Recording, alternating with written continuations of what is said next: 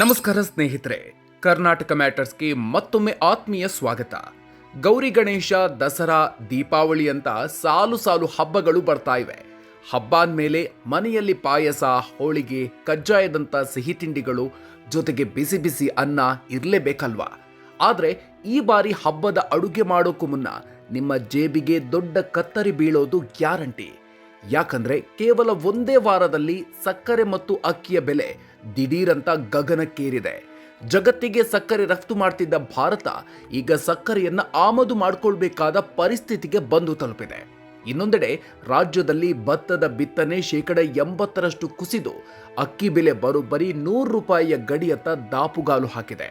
ಹಾಗಾದ್ರೆ ಏಕಾಏಕಿ ಸಕ್ಕರೆ ಬೆಲೆ ಇಷ್ಟೊಂದು ಏರಿಕೆ ಆಗಿರೋದು ಯಾಕೆ?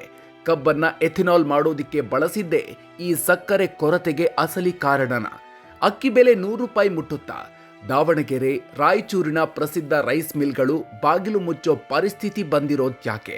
ಬನ್ನಿ ಇವತ್ತಿನ ವಿಡಿಯೋದಲ್ಲಿ ರಾಜ್ಯದ ಈ ಆಹಾರ ಹಾಹಾಕಾರದ ಕಂಪ್ಲೀಟ್ ಡೀಟೇಲ್ಸ್ ನೋಡೋಣ. ವಿಡಿಯೋ ಶುರು ಮಾಡೋದಕ್ಕೂ ಮೊದಲು ನೀವಿನ್ನೂ ನಮ್ಮ ಚಾನಲ್ಗೆ ಸಬ್ಸ್ಕ್ರೈಬ್ ಆಗಿಲ್ಲ ಅಂದ್ರೆ ಈಗಲೇ ಸಬ್ಸ್ಕ್ರೈಬ್ ಆಗಿ, ಹಾಗೆ ಪಕ್ಕದಲ್ಲೇ ಇರೋ ಬೆಲ್ ಐಕಾನ್ ಪ್ರೆಸ್ ಮಾಡಿ. ಸಕ್ಕರೆ ದರ ದಿಢೀರ್ ಏರಿಕೆ, ಎಷ್ಟಿದೆ ಈಗಿನ ಬೆಲೆ? ಸ್ನೇಹಿತರೆ, ಮೊದಲು ಸಕ್ಕರೆಯ ಕಥೆ ನೋಡೋಣ. 2023ರ ಆರಂಭದಲ್ಲಿ ಕೆಜಿಗೆ ₹40 ಇದ್ದ ಸಕ್ಕರೆ ಬೆಲೆ ಈಗ ರಿಟೇಲ್ ಮಾರುಕಟ್ಟೆಯಲ್ಲಿ ಕೆಜಿಗೆ ₹52ರಿಂದ ₹62ಗೆ ಏರಿಕೆಯಾಗಿದೆ. ಪಂಜಾಬ್ ಮತ್ತು ಮುಂಬೈನ ಕೆಲವು ಕಡೆಗಳಲ್ಲಂತೂ ಸಕ್ಕರೆ ಬೆಲೆ ₹65 ದಾಟಿದೆ. ಕೆಲವು ಕಡೆ ₹70ವರೆಗೂ ದರ ಇದೆ. ನಮ್ಮ ದಕ್ಷಿಣ ಭಾರತದಲ್ಲೂ ಸಕ್ಕರೆ ದರ ಕಳೆದ 2 ವಾರಗಳಲ್ಲಿ 20% ಜಿಗಿತ ಕಂಡಿದೆ. ಇದರಿಂದ ಎಚ್ಚೆತ್ತಿರುವ ಕೇಂದ್ರ ಸರ್ಕಾರ ಸಕ್ಕರೆ ವ್ಯಾಪಾರಿಗಳು 15 ದಿನಗಳಿಗಿಂತ ಹೆಚ್ಚು ಸಕ್ಕರೆಯನ್ನ ಸ್ಟಾಕ್ ಇಟ್ಕೊಳ್ಳೋ ಹಾಗಿಲ್ಲ ಅಂತ ಕಟ್ಟುನಿಟ್ಟಿನ ಆದೇಶ ಹೊರಡಿಸಿದೆ. ಅಲ್ಲದೆ ಸಕ್ಕರೆಯ ಮೇಲಿದ್ದ 100% ಆಮದು ಸುಂಕವನ್ನ ತೆಗೆದುಹಾಕಿ ವಿದೇಶದಿಂದ ಬರೋಬ್ಬರಿ 10 ಲಕ್ಷ ಟನ್ ಸಕ್ಕರೆಯನ್ನ ಆಮದು ಮಾಡಿಕೊಳ್ಳೋದಿಕ್ಕೆ ಅವಕಾಶ ಕಲ್ಪಿಸಿದೆ. ವಿಶೇಷ ಅಂದ್ರೆ ಕಳೆದ 10 ವರ್ಷಗಳಲ್ಲೇ ಇದೇ ಮೊದಲ ಬಾರಿಗೆ ಸಕ್ಕರೆ ಆಮದು ಮಾಡಿಕೊಳ್ಳಲಾಗ್ತಾ ಇದೆ. ಏಕಾಏಕಿ ಸಕ್ಕರೆ ಕೊರತೆ ಉಂಟಾಗಿರೋದು ಯಾಕೆ? ಏನಿದು ಎಥೆನಾಲ್ ಎಫೆಕ್ಟ್?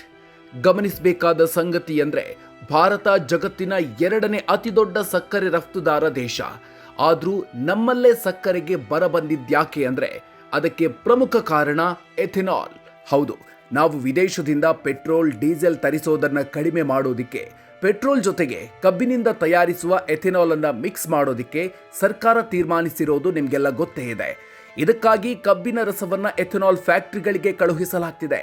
ಬರೋಬ್ಬರಿ 28 ಲಕ್ಷ ಟನ್ ಕಬ್ಬನ್ನ ಹೀಗೆ ಎಥೆನಾಲ್ ಮಾಡೋದಿಕ್ಕೆ ಬಳಸಿದ್ರಿಂದ ಮಾರುಕಟ್ಟೆಯಲ್ಲಿ ದಿಢೀರ್ ಸಕ್ಕರೆ ಕೊರತೆ ಉಂಟಾಗಿ ಬೆಲೆ ಗಗನಕ್ಕೇರಿದೆ. ಇದಾದ ಬೆನ್ನಲ್ಲೇ ಇಂಧನಕ್ಕಾಗಿ ಕಬ್ಬು ಬಳಸಿ ಜನರ ಆಹಾರದ ಬೆಲೆ ಏರಿಸೋದು ಸರಿಯಲ್ಲ ಅಂತ ತಜ್ಞರು ಸರ್ಕಾರದ ವಿರುದ್ಧ ಕಿಡಿಕಾರಿದ್ದಾರೆ. ಸೆಂಚುರಿಯತ್ತ ಅಕ್ಕಿ ಬೆಲೆ, ಭತ್ತದ ಬಿತ್ತನೆ ಭಾರೀ ಕುಸಿತ. ಒಂದೆಡೆ ಸಕ್ಕರೆ ಬೆಲೆ ಏರ್ತಾ ಇದ್ರೆ ಇತ್ತ ದಕ್ಷಿಣ ಭಾರತದ ಜನರ ಪ್ರಮುಖ ಆಹಾರವಾದ ಅಕ್ಕಿಯ ಬೆಲೆ ಕೂಡ ₹100 ಗಡಿಯತ್ತ ದಾಪುಗಾಲು ಹಾಕಿದೆ. ಕೇವಲ 1 ವಾರದ ಅಂತರದಲ್ಲಿ ರಾಜ್ಯಾದ್ಯಂತ ಸೋನಾ ಮಸೂರಿ ಸೇರಿದಂತೆ ಎಲ್ಲಾ ಬ್ರ್ಯಾಂಡೆಡ್ ಅಕ್ಕಿ ಬೆಲೆಯಲ್ಲಿ ಕೆಜಿಗೆ ಬರೋಬ್ಬರಿ ₹8ರಿಂದ ₹10 ಏರಿಕೆಯಾಗಿದೆ. ಇದಕ್ಕೂ ಮೊದಲು ದರ ₹10ರಿಂದ ₹20ವರೆಗೆ ಹೆಚ್ಚಳ ಆಗಿತ್ತು. ಇದರ ಪರಿಣಾಮ ಈಗ ಜೀರಾ ರೈಸ್ ಬೆಲೆ ಕೆಜಿಗೆ ₹95ರಿಂದ ₹100ಗೆ ತಲುಪಿದ್ರೆ ಸೋನಾ ಮಸೂರಿ ₹90ರಿಂದ ₹95ಗೆ ಸೇಲ್ ಆಗ್ತಿದೆ. ಸದ್ಯದಲ್ಲೇ 2 ಅಕ್ಕಿ ದರ ₹100 ದಾಟಿದ್ರೂ ಆಶ್ಚರ್ಯ ಇಲ್ಲ. ಕೇವಲ ₹43ಗೆ ಸಿಗ್ತಾ ಇದ್ದ ಅತ್ಯಂತ ಕಡಿಮೆ ಗುಣಮಟ್ಟದ ಸೋನಾ ಮಸೂರಿ ಅಕ್ಕಿ ದರ ಕೂಡ ಈಗ ₹63ಗೆ ತಲುಪಿದೆ. ಅಂದ್ರೆ ಬರೋಬ್ಬರಿ ₹20 ಏರಿಕೆಯಾಗಿದೆ. ಅಕ್ಕಿ ಬೆಲೆ ಈ ಪರಿ ಏರಿಕೆಯಾಗೋದಿಕ್ಕೆ ಪ್ರಮುಖ ಕಾರಣ ಮಳೆ ಕೊರತೆ ಮತ್ತು ಜಲಾಶಯಗಳಲ್ಲಿನ ನೀರಿನ ಕೊರತೆ. ಕರ್ನಾಟಕದಲ್ಲಿ ಈ ಬಾರಿ 10 ಲಕ್ಷ ಹೆಕ್ಟೇರ್ ಪ್ರದೇಶದಲ್ಲಿ ಭತ್ತ ಬಿತ್ತನೆ ಮಾಡುವ ಗುರಿ ಇತ್ತು. ಆದರೆ ಕೇವಲ 2.02 ಲಕ್ಷ ಹೆಕ್ಟೇರ್ನಲ್ಲಿ ಅಂದ್ರೆ ಕೇವಲ 20% ಭಾಗದಲ್ಲಿ ಮಾತ್ರ ಬಿತ್ತನೆಯಾಗಿದೆ. ಅದರಲ್ಲೂ ರಾಜ್ಯದ ಭತ್ತದ ಕಣಜ ಎಂದೇ ಖ್ಯಾತವಾಗಿರುವ ರಾಯಚೂರಿನಲ್ಲಿ ಬರೀ 2%, ಬಳ್ಳಾರಿಯಲ್ಲಿ 10%, ದಾವಣಗೆರೆಯಲ್ಲಿ 1% ಮತ್ತು ಹಾಸನದಲ್ಲಿ ಕೇವಲ 11% ಮಾತ್ರ ಬಿತ್ತನೆಯಾಗಿರೋದು. ಇನ್ನು ಕೆಆರ್ಎಸ್ ಮತ್ತು ಕಬಿನಿ ಜಲಾಶಯದಿಂದ ನೀರು ಬಿಡದ ಕಾರಣ ಮೈಸೂರು, ಮಂಡ್ಯ ರೈತರು ಭತ್ತದ ನಾಟಿಯೇ ಮಾಡೋದಿಕ್ಕೆ ಮುಂದಾಗಿಲ್ಲ. ಭತ್ತದ ಹಾಹಾಕಾರ, ಬಾಗಿಲು ಮುಚ್ಚುತ್ತಿವೆ ಪ್ರಸಿದ್ಧ ರೈಸ್ ಮಿಲ್ಗಳು. ಹೊಸಪೇಟೆಯ ತುಂಗಭದ್ರಾ ಜಲಾಶಯದ ಕ್ರಸ್ಟ್ ಗೇಟ್ ದುರಸ್ತಿಯಿಂದಾಗಿ ರೈತರಿಗೆ ಸರಿಯಾದ ನೀರು ಸಿಗದೆ ಕೊಪ್ಪಳ, ರಾಯಚೂರು, ಬಳ್ಳಾರಿ ಭಾಗದ ಸುಮಾರು 7 ಲಕ್ಷ ಹೆಕ್ಟೇರ್ ಜಮೀನಿನಲ್ಲಿ ಕಳೆದ ಹಂಗಾಮಿನಲ್ಲಿ ಭತ್ತ ಬೆಳೆಯೋದಕ್ಕೆ ಸಾಧ್ಯ ಆಗಿಲ್ಲ. ಈ ಬಾರಿ ಕೂಡ ಜಲಾಶಯ ತುಂಬದೆ ಭತ್ತ ಬೆಳೆಯುವ ಸಾಧ್ಯತೆಗಳು ಕಾಣಿಸ್ತಿಲ್ಲ. ಇದರ ಮಧ್ಯದಲ್ಲೇ ರಾಜ್ಯದಲ್ಲಿದ್ದ ಅಲ್ಪ ಸ್ವಲ್ಪ ಭತ್ತವನ್ನು ಮಹಾರಾಷ್ಟ್ರ, ತಮಿಳುನಾಡು ವ್ಯಾಪಾರಿಗಳು ಹೆಚ್ಚಿನ ಬೆಲೆಗೆ ಖರೀದಿಸುತ್ತಿದ್ದಾರೆ. ಇದರಿಂದಾಗಿ ದಾವಣಗೆರೆ, ರಾಯಚೂರಿನ ಪ್ರಸಿದ್ಧ ರೈಸ್ ಮಿಲ್ಗಳಿಗೆ ಭತ್ತವೇ ಸಿಗ್ತಿಲ್ಲ. ದಿನಕ್ಕೆ 30 ರಿಂದ 40 ಸಾವಿರ ಮಿಲ್ಲಿಂಗ್ ಮಾಡ್ತಿದ್ದ ಮಿಲ್ಗಳು ಈಗ 15 ಸಾವಿರಕ್ಕೆ ಕುಸಿದಿದೆ. ಭತ್ತ ಸಿಗದೇ ಇದ್ರೆ ಇನ್ನೊಂದು ತಿಂಗಳಲ್ಲಿ ರಾಜ್ಯದ ಬಹುತೇಕ ರೈಸ್ ಮಿಲ್ಗಳು ಬಾಗಿಲು ಮುಚ್ಚೋದು ಗ್ಯಾರಂಟಿ ಎನ್ನಲಾಗಿದೆ. ನೆರೆ ರಾಜ್ಯಗಳಾದ ಆಂಧ್ರ, ತೆಲಂಗಾಣದಲ್ಲೂ ಮಳೆ ಕೊರತೆಯಿಂದ ಭತ್ತದ ಇಳುವರಿ ದೊಡ್ಡ ಮಟ್ಟಕ್ಕೆ ಕುಸಿದಿದ್ದು, ಅಲ್ಲಿಂದ ಬರ್ತಾ ಇದ್ದ ಅಕ್ಕಿ ಆಮದು ಕೂಡ ಸಂಪೂರ್ಣವಾಗಿ ನಿಂತು ಹೋಗಿದೆ. ಅಕ್ಕಿ ಮಾತ್ರ ಅಲ್ಲ, ಅಡುಗೆ ಎಣ್ಣೆ ಮತ್ತು ಹಾಲಿನ ಬೆಲೆ ಕೂಡ ಕಳೆದ 2-3 ವರ್ಷಗಳಲ್ಲಿ ಭಾರಿ ಏರಿಕೆಯಾಗಿದೆ. ಹಾಗಾದ್ರೆ ಮುಂದೇನು? ದರ ಇಳಿಯೋದು ಯಾವಾಗ? ಸದ್ಯ ಜಲಾಶಯಗಳಿಗೆ ಅಲ್ಪ ಸ್ವಲ್ಪ ನೀರು ಬರ್ತಾ ಇದ್ದು ರೈತರು ನಾಟಿ ಶುರು ಮಾಡಿದ್ರೆ ನವೆಂಬರ್, ಡಿಸೆಂಬರ್ ವೇಳೆಗೆ ಹೊಸ ಭತ್ತ ಮಾರುಕಟ್ಟೆಗೆ ಬರೋ ಸಾಧ್ಯತೆ ಇದೆ. ಸದ್ಯಕ್ಕೆ ಅಲ್ಲಿವರೆಗೆ ಅಕ್ಕಿ ದರ ಇಳಿಯುವ ಯಾವುದೇ ಸಾಧ್ಯತೆ ಇಲ್ಲ.